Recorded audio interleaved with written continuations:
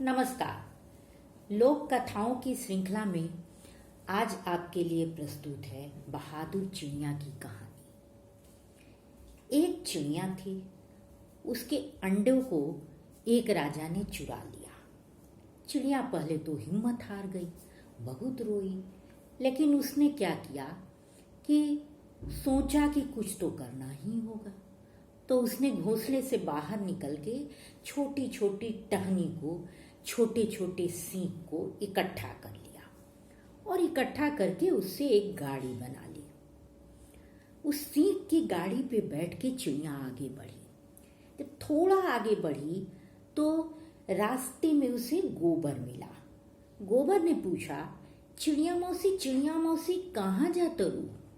चिड़िया ने कहा, सीकी के मोरा गाड़ी रे गाड़ी, राजवा मोरा अंडा चुराए, लड़ने को जाती हूँ। तो गोबर ने कहा कि चिड़िया मौसी मुझे भी अपने साथ ले लो, एक से भले दो, मैं भी तुम्हारे कुछ काम आ जाऊंगा। चिड़िया ने कहा, ठीक, चलो, मुझे क्या दिक्कत है। फिर दोनों थोड़ा आगे बढ़े तो रास्ते में एक मटर मिला।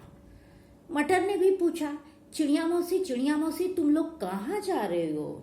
तो चिड़िया ने फिर कहा, सीकी के मोरा गाड़ी रे गाड़ी, राजवा मोरा अंडा चुराए, लड़ने को जाती हूँ। तो मटर ने कहा कि भाई मुझे भी साथ ले लो, मैं भी तुम लोगों के साथ चलूंगा और तुम्हारी मदद करूंगा। चिड़िया तैयार हो गई। फिर तीनों जब आगे बढ़ने लगे तो उन्हें और कई मित्र मिल गए, जैसे सांप, बिच्छू और एक छोटी सी सुई। सबों ने चिड़िया से अनुरोध किया कि उन्हें साथ ले ले, ताकि सारे लोग मिल के राजा का सामना करेंगे। चिड़िया तैयार हो गई। सब चले राजमहल की ओर। राजमहल में पहुंच के गोबर ने कहा कि भाई मुझे तो तुम सीढ़ी पर डाल दो, जहां से राजा आता है।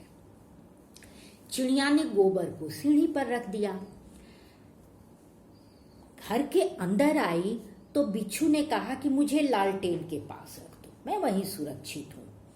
और सांप ने कहा कि भाई मैं तो जूते में सुरक्षित बैठा रहूंगा, मुझे जूते में रख दो।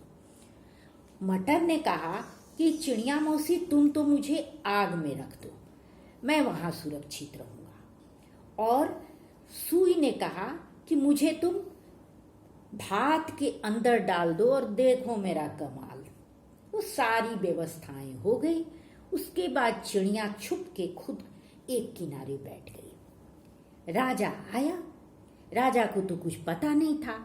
हल्की हल्की रात हो रही थी, अंधेरा हो गया था। राजा को गोबर दिखा नहीं। राजा गोबर पे फिसला और गिर गया। गिरने से उसके सारे कपड़े गंदे हो गए। उसे सोचा चलो कपड़ा बदल लेते हैं। वो घर के अंदर गया और उसने लालटेन से रोशनी करना चाहा। जैसे उसने लालटेन छुआ, बिच्छू ने उसे डंक मार दिया। राजा बेचैन होकर छटपट छटपट करने लगा। तब तक जूते से सांप निकला और उसने राजा को डंस दिया। अब राजा क्या करे, उसे भूख भी लगी थी। वो पहुंचा चूल्हा घर में। चूल्हा घर में जब पहुंचा तो उसने सोचा कि चलो भात को थोड़ा गर्म कर ले। तो उसने आग जलाया। आग जलाते मटर उसके आंख में पड़ गया। अब राजा छटपटाने लगा, क्या करे। फिर सोचा भूख तो बहुत लगी है, चलो ठंडा भात ही खा लेते। जैसे राजा भात खाने लगा, सुई उसके गले में चुभ गई और राजा छटपटा के गिर गया। अब क्या हो? अब बहुत परेशानी हुई। राजा तो गिर गया। बस चिड़िया क्या की कि निकली और सारा अंडा लेके अपने मित्रों के साथ सींग की गाड़ी पर बैठकर अपने घोंसले में वापस आ गई। जैसे आपके मन में सवाल आ रहे होंगे कि आखिर राजा अकेला क्यों था, राजा ने खुद से खाना क्यों बनाया, राजा ने खुद से लालटेन क्यों जलाया। ऐसे प्रश्न तो हमारे भी मन में आते थे। लेकिन कहानी सुनाने वाले ये धमकी देते थे, कहानी सुनना है तो सुनो चुपचाप और नहीं तो जाओ। तो कहानी सुनने का एक लोभ था। उस समय कहानी सुनते थे और प्रसन्न होते थे।